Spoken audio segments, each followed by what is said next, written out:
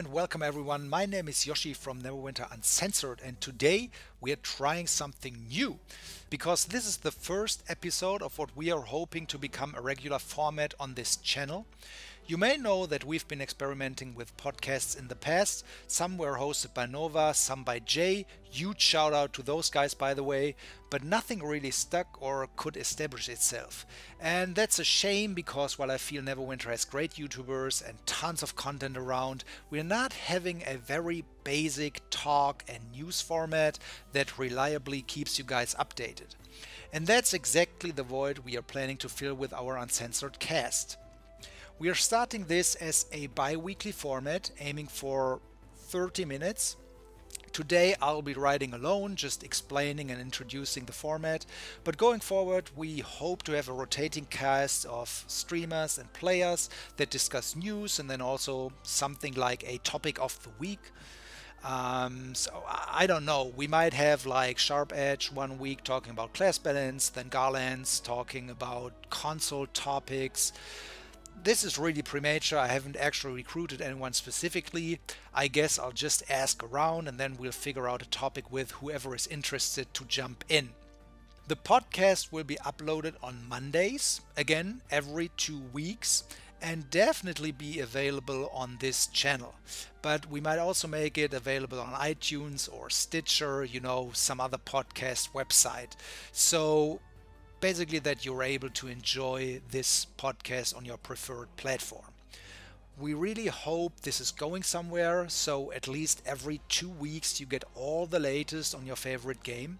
And to be honest, I feel this is also important because the devs themselves do not host regular streams or talks or something like that.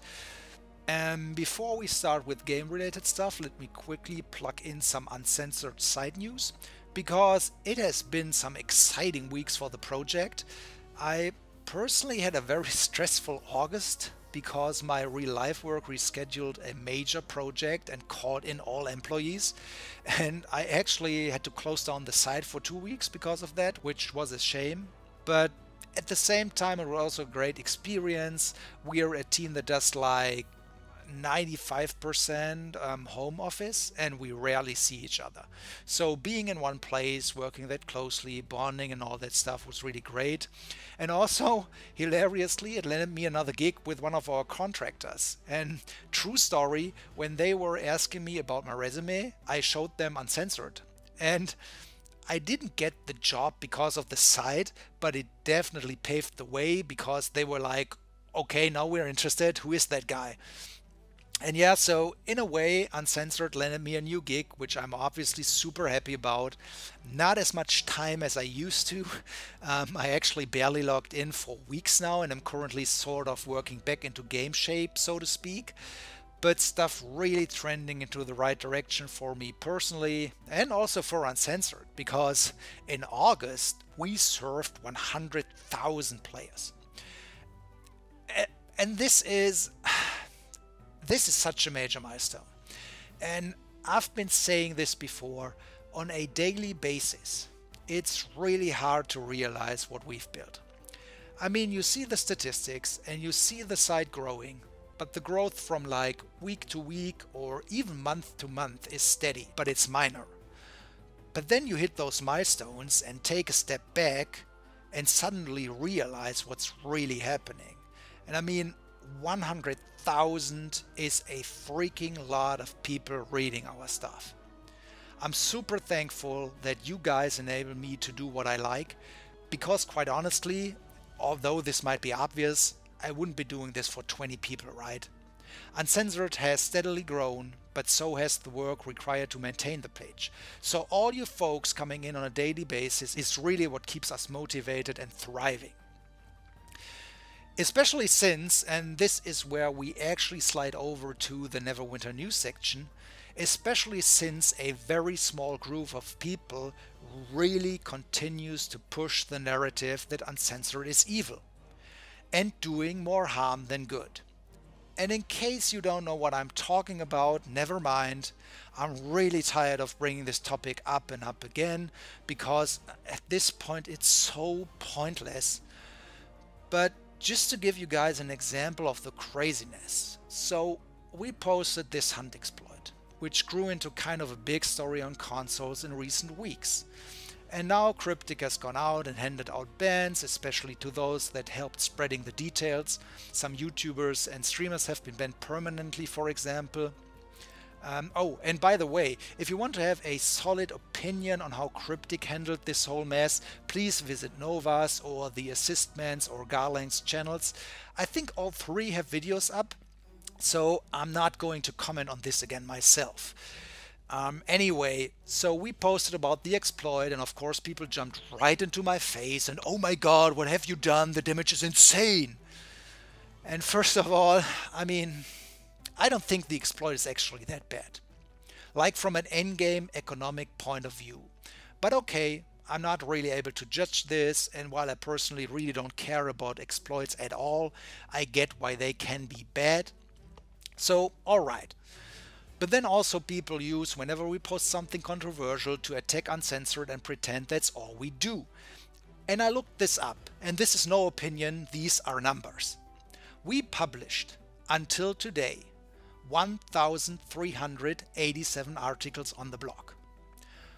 Our exploit category, where we post stuff like the hunt thing, contains 154 articles.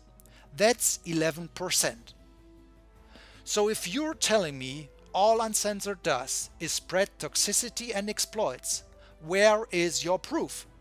Because 89% of what we do is guides, news, opinions, and just generally publishing content for the game. And oh, by the way, the exploit category contains news about bugs as well as historic stuff that's not even live. Only a fraction of the articles actually leak exploits. And oh, by the way, we also maintain and develop a variety of very helpful in-game tools and offer the only independent message board for the game. So again, where is your proof that Uncensored is doing more harm than good? And I'm not saying we don't post exploits. Yes, we do, but we've been very open about why we do it and why it's an important aspect of the site. I'm not even trying to sweep that under the rug. Yes, absolutely, and we will continue to do so. But it's also not that one exploit post every so often discredits everything else that we do. You know what that's called? It's hyperbole on the verge of extremism. It's trying to achieve a goal no matter the cost. And I've been at a point where I told some folks, if you think Uncensored is evil and doing more harm than good, please hand over proof, resources, something, and I'm genuinely willing to look into it. But hey, surprise, nobody even tries to talk nowadays. And when they do, it's generally, yeah, we can't really give you the details, and then they insert some random reason. And I mean, just rationally, what am I supposed to do? Just believe, not even official representatives of the company, by the way, that Uncensored is bad? All I know is that 100,000 users respectfully disagree. And sorry this turned into a bit of a rant, but you know, when I talked about the growth and additional work in maintaining the site, this is also a part of it. You unfortunately have to deal with nonsense. But honestly, and I really mean that, I do listen to everyone. We might not agree in the end, but at least we continue talking, and I appreciate that. That can't hurt.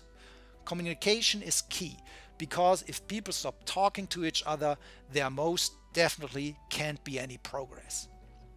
But let's end our first uncast with something more positive, which is PAX West and the announcement of the Heart of Fire, or Module 15.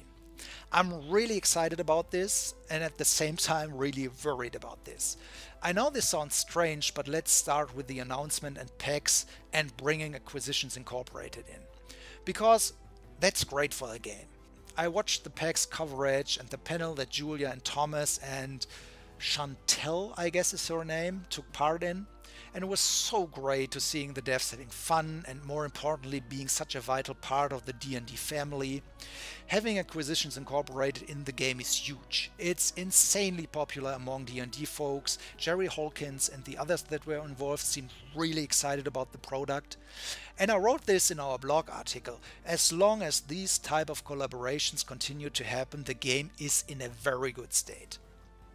But then at the same time, the content of Module 15 looks light. People that have played the demo at PAX said that it was very casual, and I mean, Julia said it was content specifically designed for the expo. So probably the game version will be a little harder, but I think it's reasonable to expect that the Acquisitions Incorporated storyline will be on the same level as your casual campaign story content. It's not endgame, maybe you put it that way. It'll be humorous, it'll be hilarious coming from the Penny Arcade folks, but it's very much going to be a casual campaign. And then we have a new skirmish, probably also thematically connected to Acquisitions Incorporated, and the Professions update. Probably that's not the end of the feature list, but that's all we know for now. And I mean, it's 2 months until release, and then probably another 4 months until the next module. So what players will continue to do for the next half year is grinding content we already have: Castle Ravenloft, Cradle, Tomb of the Nine Gods, and then doing a probably casual storyline and a casual skirmish. That's not a lot, and I'm not sure it's enough to really keep people interested. That said though, a well set up profession system is endless content on its own. So a lot actually depends on how that one will turn out. We know there's some workshop kind of thing, and maybe we'll finally get a crafting system that's worth the name. So what I said above might sound pessimistic, but depending on the profession system and possibly features we don't know about just yet, it could still become a massive module. However, one thing is evident as well. Module 15 won't introduce much group content. So all you folks that want to see more dungeons or harder dungeons, it's going to take at least 6 more months until we might see more additions. And this explains why I'm kind of ambivalent. Right now, it looks like there might not be sufficient content, which has me a bit worried, of course. On the other hand, Acquisitions Incorporated in the Protector's Enclave means that the game is in a very good state. Yeah, and I think this is where we'll wrap up our first episode of the Uncast. Once again, sorry this turned into a bit of a rant, but hey, that's what this format is for. We'll just let it flow and then see where it takes us. Make sure to comment how you feel about this news and talk format, suggestions, opinions, everything. Also let me know about your experience with the Hunt exploit, generally Ravenloft on consoles and the Heart of Fire announcement on PC. Is it something you think the game needs at this point, or should the devs have put work into other areas? We talk again in 2 weeks, and until then our blog delivers the usual daily updates and news for you. I'm out for today and hope you enjoyed the pod. See you guys next time. Don't watch your wish and count down many